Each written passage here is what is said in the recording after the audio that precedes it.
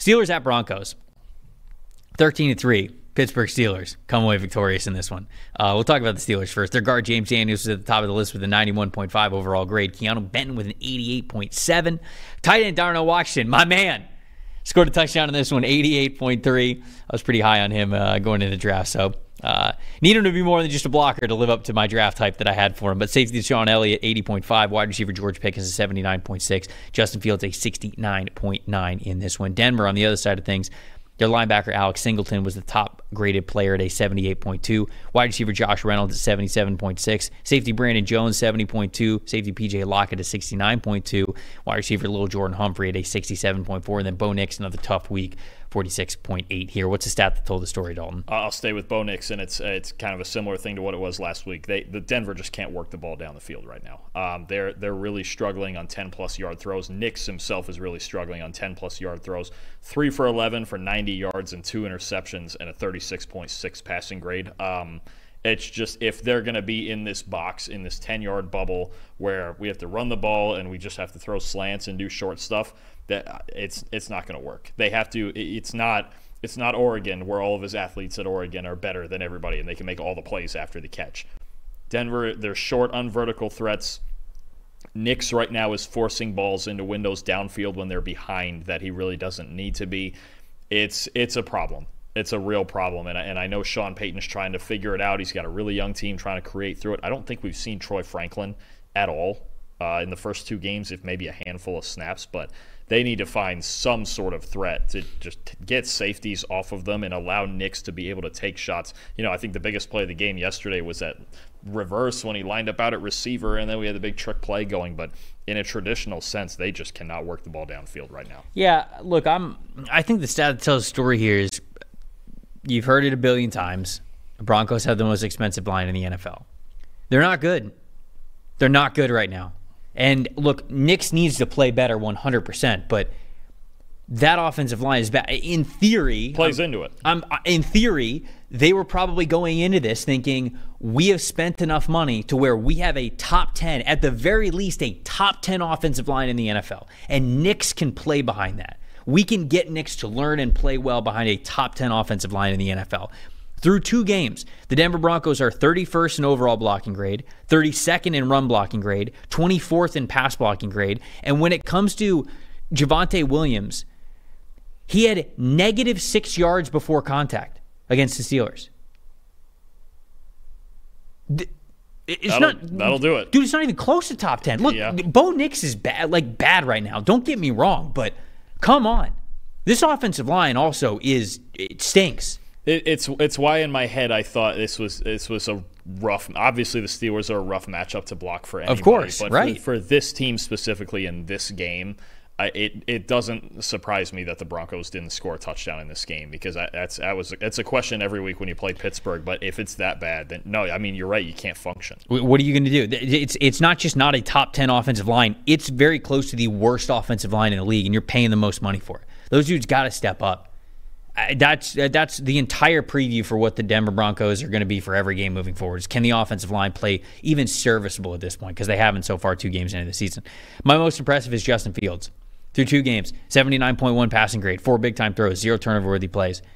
Best throw of his career he had in this game. Oh, and it got called back. They got called back, which is bullshit, because it was awesome. I think that was the best throw of the week.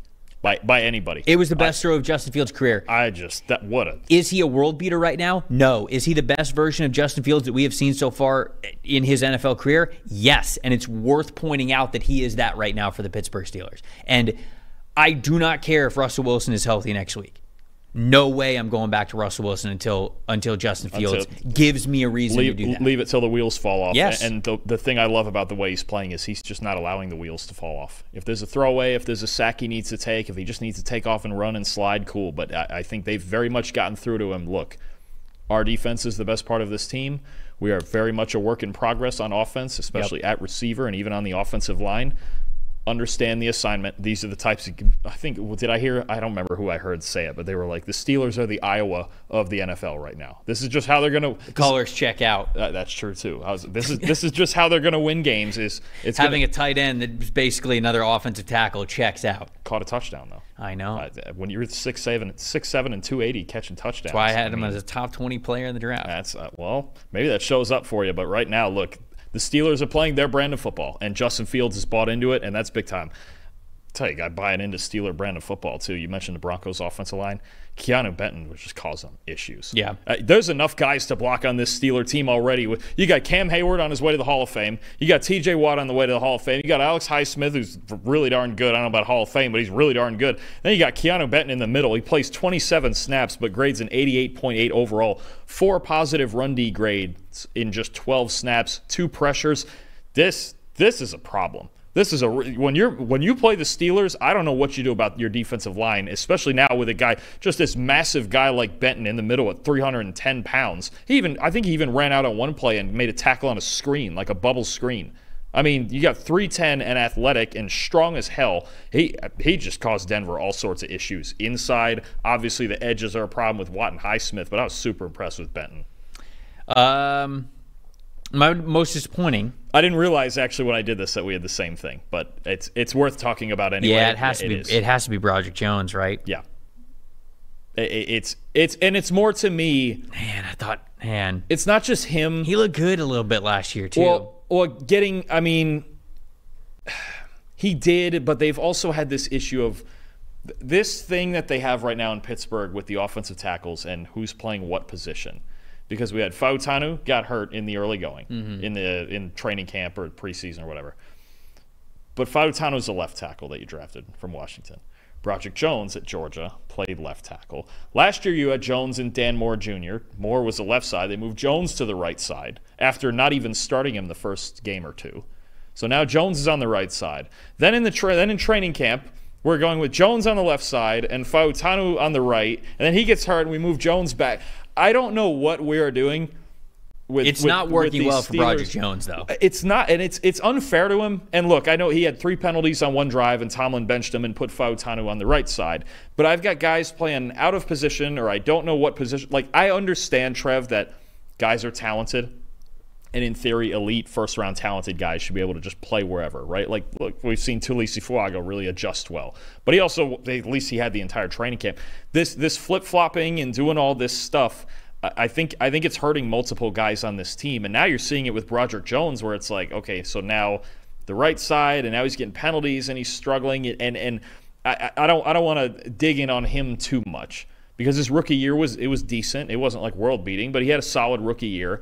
I thought they were drafting Fautanu to put him on the left side and bench Dan Moore Jr., who struggled last year. Right. But then it's getting flip-flopped and all sorts of – so I don't know. The Steelers are kind of winning right now despite of what's going on at offensive tackle, but this is a situation that has to get figured out. Yeah, no, there's no doubt about it. It's a big disappointing thing for an otherwise really surprisingly successful season. Just surprisingly, that's disrespectful to what Mike Tomlin has done. He always just wins. He figures it out. That's what they do.